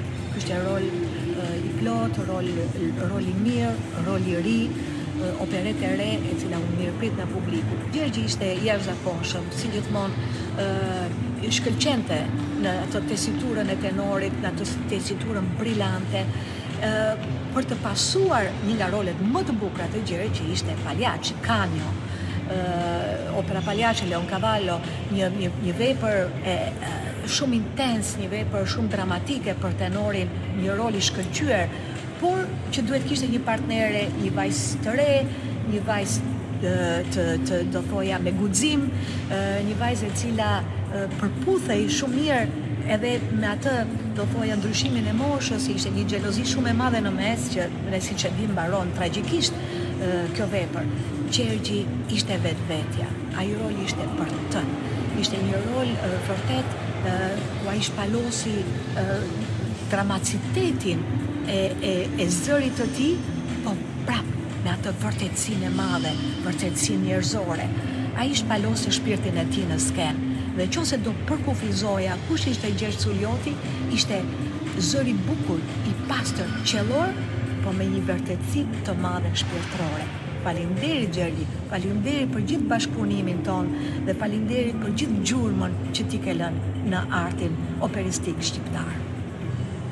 Dhe pas intervistës me Imvën, që është dhe mikesh e familjes tuaj, apo jo? Është mamaja ime artistike, le të më lejoj ta them këtë fjalë. Imva dhe karnavalet e Korçës, po ashtu si Avniu dhe karnavalet e Korçës ishin pasaporta e Gjergj Suliotit në Teatrin Kombëtar të Operës dhe Baletit, Imva dhe karnavalet e Korçës në Tiranë, Rivania domethënë, ishte riatësimi im në Shqipëri. Ajo më besovi për herë të parë mik festivalin, kur më mori pranë saj. Kemi mikesh shumë të mirë, me Imvën kam një lidhje shumë të veçantë dhe komunikojmë shpesh dhe e dua shumë fort. Sepse për mua është mentore dhe jo vetëm. Është shumë e bukur kur kjo miqësi familjare vazhdon dhe tek brezat e rinj.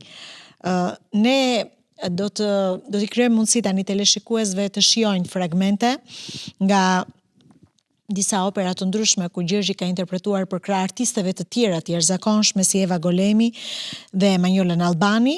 Janë dy fragmente shkëputura nga karnavalet e Korçës dhe La Traviata me Imva Mulën, si dhe Pagliacci. Do t'i shijojmë këto fragmente të shkurtra që Aleksi na i ka vënë në dispozicion edhe do të rikthehemi sërish.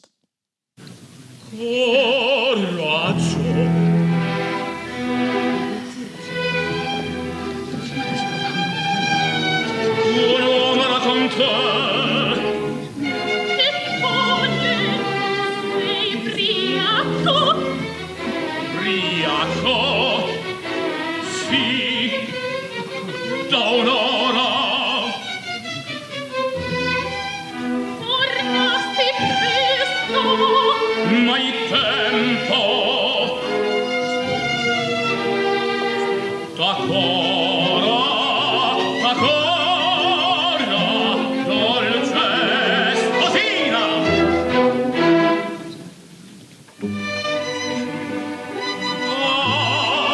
So chi credea che due posti son qua. con me, accadea, che gli orti chiude per paura. Ora su,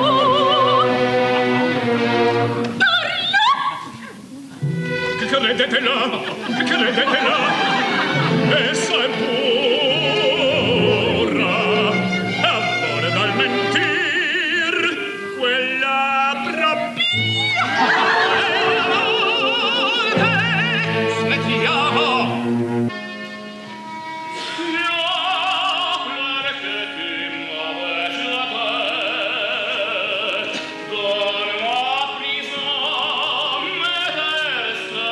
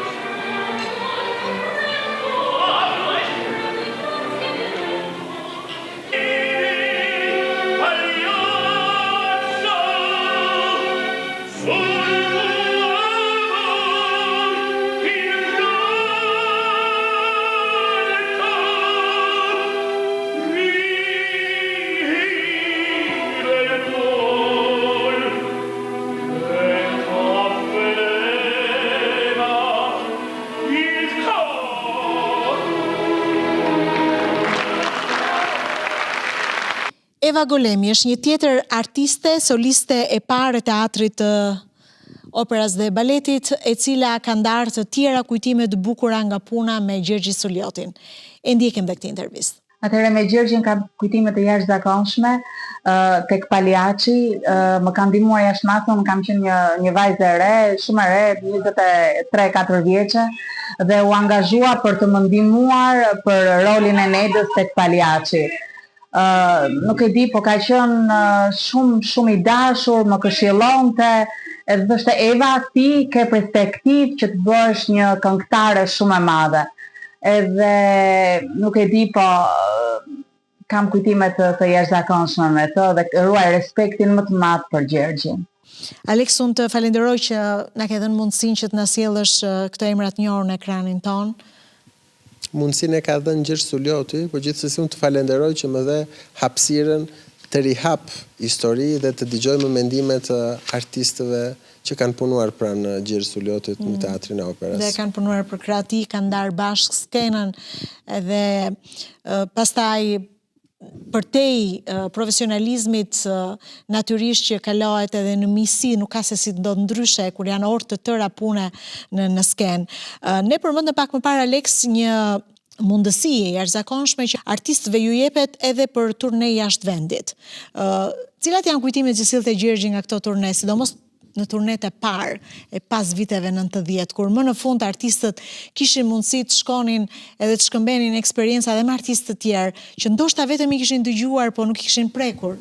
Atëherë, unë do them disa nga kujtimet që ka Gjergji para viteve 90, kur ka qenë solist i asamblit shtetëror, sepse Gjergji ka qenë dhe solist i asamblit dhe ka vajtur. Dhe kjo është një nga ndoshta pikat më pak të njohura në karrierën e Gjergj Suljotit, sepse ai ka dhënë një kontribut shumë të madh në muzikën popullore.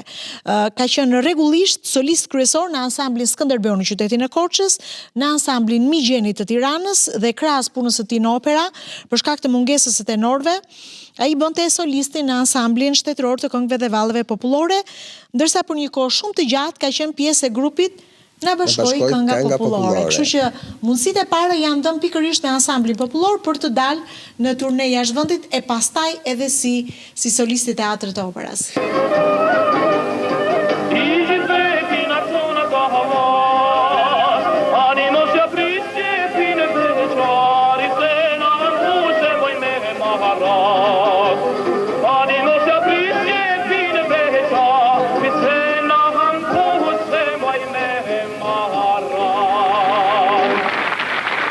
Gjergji tregonte kujtime prej më interesantet.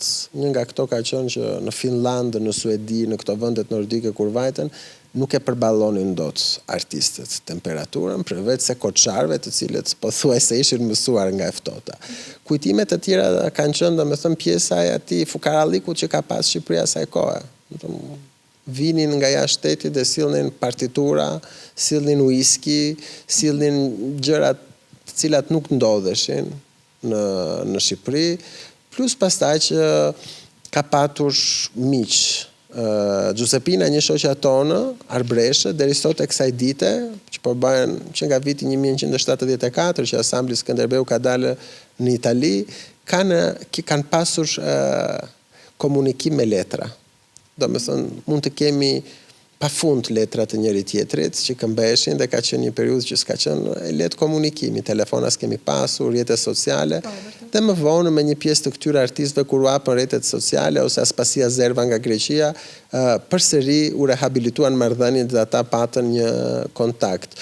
Po kujtoj për shembull Fiqon, e tregonte shpesh që ishte shoferi i makinës të operas, i mikrobuzit që i shpinte jashtë. Ai kishte gjithmonë peripecira sepse ka qenë një zuk i vjetër dhe ka pas rast për shembull që ka mbetur në mes të Italisë dhe kur italianët e shikonin një makinë të vjetër me targa të Shqipërisë, ndoshta në vitet 80 dhe nuk kishin parë herë tjetër, solistët e shtynin dhe këndonin këngë italiane.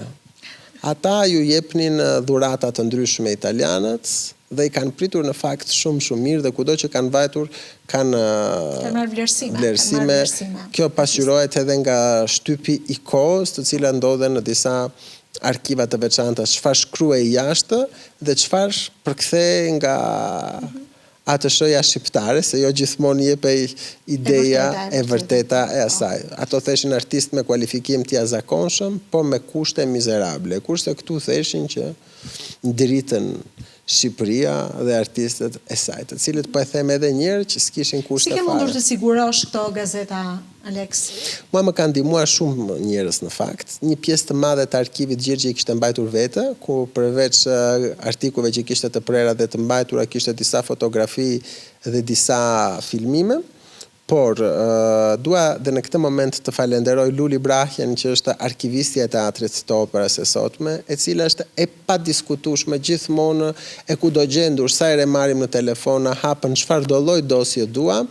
Dua të falenderoj dhe Nuri Xumanin, i cili më ka furnizuar me të gjitha negativet e fotografive, të cilat asaj kohe për efekt ekonomik nuk kishin zbardhur. Nuriu, një nga fotografët më të mirë që ka Shqipëria, i ka mbajtur ato dhe shpesh herë më dërgon gjithmonë sa herë gjen mundësinë dhe zbardh fotografitë të tjera që përkasin një periudhë tjetër, gjithmonë foto që unë habitem. Dhe më vjen keq që Gjergji nuk jeton, të shikonte disa nga fotot që nuk i pa kur një jetën e tij, ndoshta si ka performuar ose ti kujtonin momente skenike.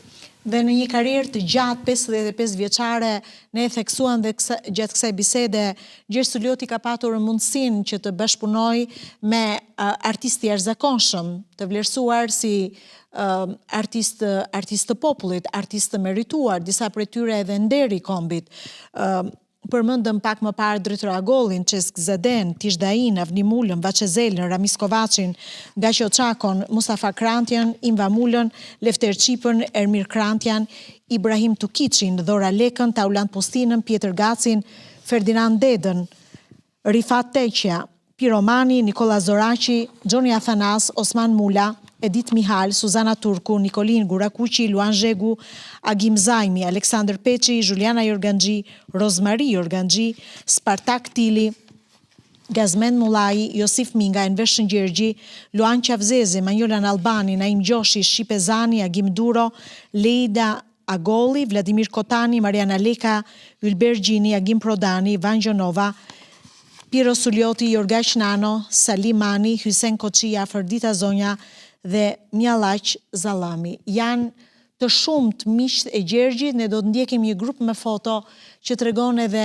misinë e jashtëzakonshme të Gjergjit. Sa e rëndësishme ishte misia në jetën e tij, sa vend zinte në të përditshmen e tij. Një nga gjërat që Gjergji ka pasur dhe ne ka transmetuar ose ne ka lënë si amanet të veçantë, ka qenë që në këtë botë dy gjëra mund t'i mbeten njeriu kur ikën, sidomos artistit. Arti dhe miqësia. Dhe tërë jetën e tij e ka kaluar me miq brenda një kuadrati. Miku i tij më i ngushtë që nga vitet e fëmirisë dhe deri në periudhën e madhe që në moshë të madhe që ai ndroi jetë ka qenë Petrika Rëmbeci. Në Tiranë ka ndentur vazhdimisht tek lokali Vjosa me gjithë koçarët, sepse këta ishin këngëtar koçarë të cilët rinin bashkë brenda teatrit të operës. Miqësi të ngushtë ka pasur me Zana Turkun, me Nikolin Gurakuqin, me Pandis Guron, me të gjithë ata të cilët kishte kaluar një jetë të tërë dhe komunikonte deri vonë. Por, dua të them edhe diçka. Vitet e fundit në Korçë dhe sa u kthye, pasi u kthye në Korçë, kishte ndryshuar edhe shumë mendimin për disa nga miqtë e tij. Mirë, i shohim disa foto dhe kujtojmë? Këtu jam me ish rivalin tim dhe shokun tim më të mirë sot, me Gjergji Manin, me të cilit kemi filluar bashkë kanton, ishim një treshe që punuam bashkë, unë, Gjergji Mani, Kostika Zdruli dhe më vonë u shtua dhe Keli Bica në Pallatin e Pionerit me profesor kanto e Gjergj Sulliotin. Gjergji gjatë shkrimit të operës Lulja e Çajupit me Tish Dainën në studio. Gjergji me Qiriako Qiramixhi edhe Suzana Turku në Fondana di Trevi në udhëtimin e parë që ka bërë trupa e teatrit të operas. Është takimi fundit me të madhen Juliana Jorganxhi. Nuk e di për sa minuta të Villa Themistokli janë takuar janë përlotur dhe kanë ndendur të përqafuar për më shumë se një çerekore. Më thënë, kishin shumë vite pa u parë, ndoshta që nga viti 91 me njëri tjetrin, edhe atë ditë kanë filluar nga ora 11 dhe kanë ikur nga ora 4, të pikëlluar dhe të trishtuar, po ndërkohësisht në sytë e tyre dallon edhe një shkëlqim prej fëmije.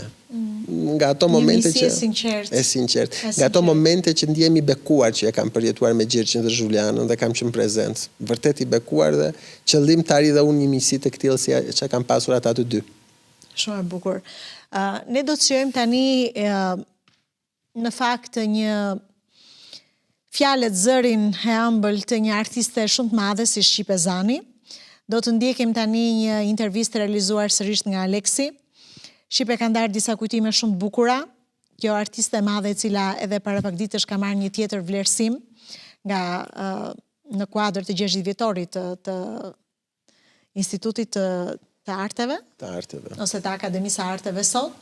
Ka edhe ndarë disa nga kujtime të Teatri bukura. Operas, Po? nga Asambli i Shtetit Brez pas Brezi. Kështu që do ndjekim të intervistë dhe do të rikthehemi sërish për të folur për një moment tjetër të jetës së Gjergjit.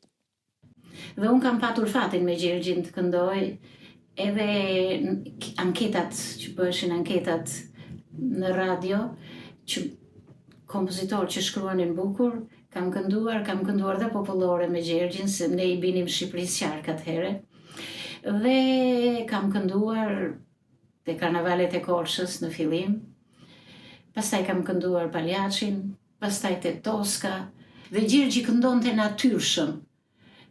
Ajo e bënte Gjergjin që t'ishte Gjergji. Kupton? Këngëtari nuk duhet sajohet, nuk duhet ketë maniera, Gjergji nuk i kishte këto. Dhe ajo ka qenë vepra, domethënë, jo e fundit se bëm këtepra, po vepra që unë erdha në Korçë dhe pata kënaqësinë që këndova me Gjergjin. Ai ka qenë një tenor që mbeti në Teatrin e Operës së Baletit me veprat e tij, me interpretimin e tij. Ishte pasional Gjergji, ishte i natyrshëm. Ajo e bënte që ai të krijonte tipin e tij, karakterin e tij si këngëtar. Dhe mendoj që brezat e rinj që janë duhet t'i njohin, ata që kanë kënduar, brezin e atyre që ka qenë më përpara, t'i njohin pse jo, të marrin shembull nga ata, qof nga talenti i tyre, qof nga pasioni që kishin për punën. Ky ishte Gjergji. Një moment i rëndësishëm në jetën e artistit Gjergj Sullioti është kthimi i tij në qytetin e Korçës. Natyrisht kohë të rrezuara, kohë ndryshimesh, në një farë mënyrë e detyruan Gjergjin të rikthehet në qytetin e tij. Në një qytet ku kishte dëshirë, shpresë, natyrisht përveç familjes, ta prisnin me shumë dashuri edhe artistë të tjerë në qytetin e Korçës. Gjergji në një farë mënyre u bë një urlitse mes serenatave korçare dhe yjeve të tjera, sepse ne përmendëm që ai pati një duet shumë të bukur me Avni Mulën. Si lindi kjo ideja për ta bërë këtë duet? Kur u rikthye festivali i Netet e Serenatës, Gjergji vendosi, pasi Piroja e mori dhe i tha që duhet të vazhdosh traditën familjare të bësh një serenatë. Dhe në fakt ai tha që kam shumë dëshirë të bëj një serenatë, sepse zyrtarisht nuk ishte kënduar asnjë serenatë të re. Dhe ideja lindi duke u diskutuar me Avni Mulën, pasi dhe mentor dhe shok i ngushtë. Kur e ka bërë Avniu këngën, e ka bërë për dy korçarët që kanë qenë gjithmonë shok të ngushtë, për Petrika Rëmbecin edhe për Gjergj Suliotin. Është kënga serenat korçare, mandolinë e kitarë. Dhe kitarë, po. e Tekstin e ka bërë vetë Gjergji, është bërë vetë nga Gjergj Sulioti. Ditën që do vinin të regjistronin dhe duhet të themi që këto këngë janë regjistruar me shumë siklete dhe shumë vështirësi, që nga studio kishtare, që asaj kohë ishin të disponueshme kundër drejt një pagese të vogël, edhe deri me metoda të prapambetura që sot duket domethënë habise si mund të jenë realizuar, gjithmonë nga pasioni. Kur vajtën ta incizonin këngën, Petrika bie dhe thyen këmbën. Dhe festivali ishte për 3-4 ditë, diçka që nuk e arrinte absolutisht kohën. Dhe duke menduar në shkallët e pallatit, kemi vajtur bashkë, mbaj mendësi tani, na ka pritur Nina Mula, Avni u thot, e di çka? Do bëjmë një këngë që do ta këndojmë dy, do ja ndryshojmë. Dhe kështu kënga ndryshovi pak ka kënga e parë që kishte, kemi dhe virë melodike, dhe kënduan bashkë Avniu me Gjergjin këtu. Në fakt, ne do kemi mundësi ta shijojmë këtë moment shumë të bukur, të dy artistëve të mëdhenj. Do të ndjekim pikërisht tani në një dimension tjetër të madhin Gjergj Sulioti si një këngëtar i serenatës korçare, një këngë me Avni Mulën, me Korin Lira dhe me motrën e tij, Zhani Suliotin. Një duet i bukur mes të dyve dhe me Gjergj Imanin, që duket se është kënga e fundit që ai mundi të sjell, të këndoj, dhe është shumë e bukur ai moment kur Aleksi më ka rrëfyer që nuk e dinte që ishin duke e filmuar, është me një tjetër artist të madh si Gjergj Imani, këngën Dua më shumë Shqipërinë, që duket se është dhe interpretimi i tij i fundit përpara se sa ai të ndajë nga jeta. Le t'i shijojmë.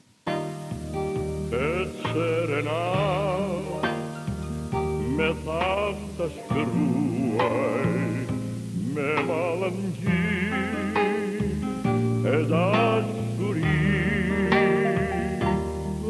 ëndra që më bosh, rinin më zgjuar, ragan e gjoh, me botrën doj, serenata korçare, facem piește crenare, mandolin me chitară, motor passione, adorezza me hara, per le mie voci, che serena,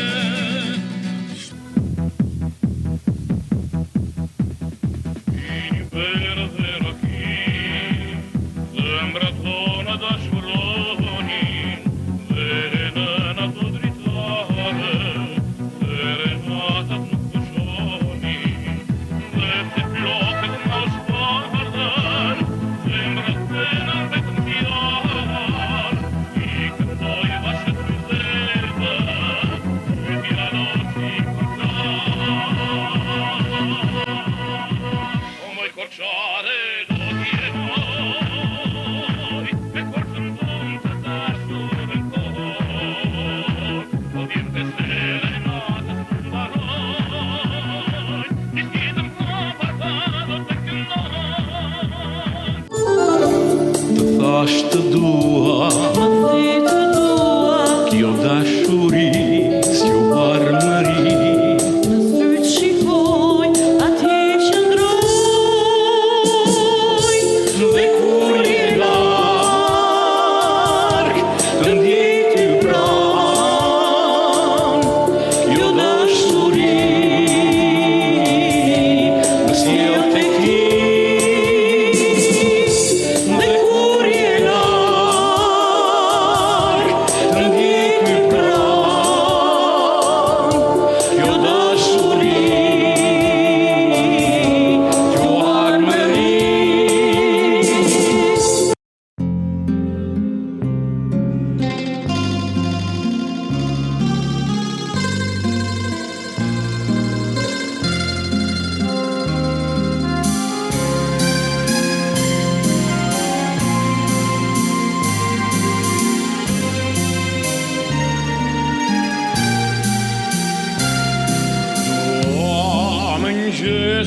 te mahit kur këndon pile pili koshas kur frene rëza e mali edhe qarku është i skoqo dualore të poshas në mëngjes kur janë plot me pesa do t'ka te vartate qupësa vete me vrap që ti presa por nga gjitha do më haran do më shumë shqipariran që të veja puna mbara edhe nga jeta të keta lirina. Dhe në fakt, Gjergj Sullioti u angazhua pas kthimit të tij në qytetin e Korçës, është bërë pjesë e Korit Lira, ka fituar çmimin e dytë me këngën Djemtë e Serenatës, sërish një këngë e realizuar nga kompozitori Avni Mula, ka realizuar koncerte me babain dhe motrën e tij brenda dhe jashtë vendit, është larguar përkohësisht në Francë, është rikthyer sërish në qytetin e Korçës, është bërë pjesë e pandashme e Korit Lira, ka zhvilluar aktivitete të ndryshme dhe ka pasur një angazhim shumë të madh Gjergj Sullioti edhe me qendrën kulturore të fëmijëve, duke dhënë kështu një tjetër kontribut për qytetin edhe për zbulimin e talenteve të reja për të punuar fort me ta. Ka një kontribut disa vjeçar, ndërkohë gjatë kësaj periudhe ai ka incizuar këngë karakteristike korçare, këngët Korça qyteti që nuk vdes, apo O Korçë e dashur e kompozitorit Nonda Kajno, Vashën Gjillore, Jorgjica e Piro Sulliotit, këngë për Nën Terezën, pra këngë të ndryshme, Dashuria është magji e Avni Mulës, apo këngën Në përjetësi të Juliana Jorganxhiut, pra sërish një aktivitet që nuk rreshti kur, një dashuri tjetër e madhe e Gjergjit. Një dashuri që ndoshta nuk ju kthye.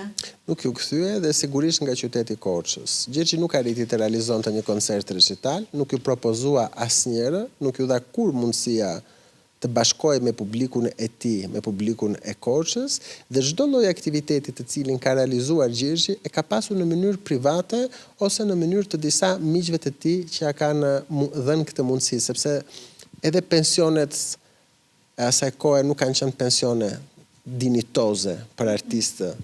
Nuk e them vetëm për Gjergj Sulliotin. Në fakt vazhdojnë ende të jenë të tilla, përgjithsisht. Alex. Po. Ky është një problem tjetër dhe një çështje tjetër. Është e vërtet. Kënga e fundit që Gjergji mundi të realizoj është dueti i tij me Gjergj Imanin, prandaj unë ka se kam lënë këtë intervistë të solistit të tenorit dhe solistit që sot në fakt interpreton operën e Rumanisë, Gjergj Imani, për të ndarë momente dhe emocione të bukura të bashkëpunimit të tij me Gjergj Sulliotin. E ndjekim. Sot po flasim për një artist të madh, një artist që i dha vendit tonë jashtëmase shumë me artin e tij, me zërin e tij të mrekullueshëm dhe me interpretimet e tij brillante. Gjergj Sullioti. Për mua ishte fat dhe nder i madh që pata rastin të punoj me të, duke qenë profesori im i parë, tek unë Gjergji zbuloi një potencial që as unë vetë nuk e dija. Ka qenë gjithmonë njeriu që më ka mbështetur, duke më dhënë këshilla dhe duke më dhënë besim tek vetja ime për të vazhduar tek rruga e bukur e artit. Për të folur për Gjergjin është të duhet shumë kohë.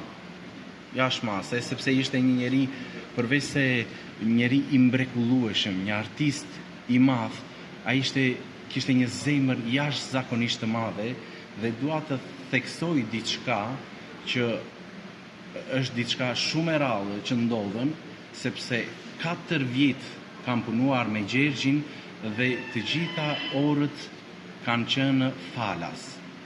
Dhe kjo veçori e karakterizon Gjergjin dhe jep diçka që shumë pak artist e kanë.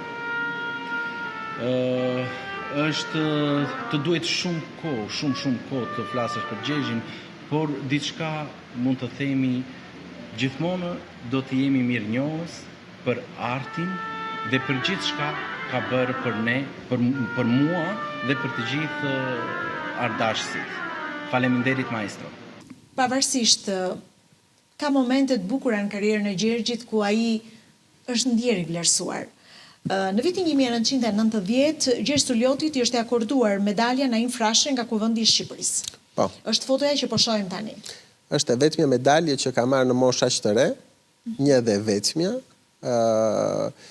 përbënte domethënë një përjashtim për rregullat e kohës, sepse Gjergji ka marrë në moshë fare të herët dhe në atë kohë që të merrje një medalje kalonje nga vrima e gjelpërës, siç thonë të vjetrit, por që nga ajo medalje dhe deri më sot, me gjithë këtë veprimtari artistike që ne përmendëm, ish solist i parë, çmime jashtë të shtetit, vlerësime nga shtypi, vlerësime jashtë të shtetit, Gjergji ende mbetet me atë. Ndërkohë, një çmim shumë i bukur në karrierën e tij është ai vitit 1978 me këngën Hit të muzikës shqiptare mësuesi i parë. Po. Edhe aty ka marrë një çmim. Një çmim, është një kupë, një pagur në mos nuk gaboj nga artistika Migjeni. Alex, së fundmi ke filluar të digitalizosh arkivin e Gjergj Suljotit. Cili është në fakt qëllimi i gjithë kësaj pune e madhore? Kam filluar të restauroj një pjesë të garderobës, sepse kishim disa nga kostumet private të Gjergjit që kanë mbetur në shtëpi, që është një kostum i Toskës, kostumet e Carmenit dhe disa gjëra të tjera që kemi.